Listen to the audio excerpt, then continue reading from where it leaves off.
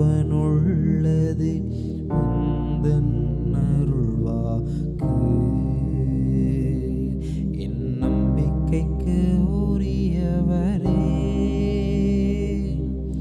நம்பி வந்தே உம் சமூகம் நம்புகிறேன். உம் வசனம் என் நம்பிக்கைக்கு உரியவரே. சொந்த ஆற்றலை நம்பவில்லை, தந்தை உம்மையே சார்ந்து விட்டே.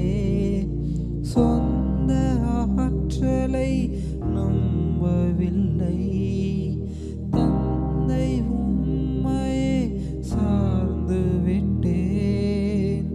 வாக்குத்தத்தம் செய்தவர்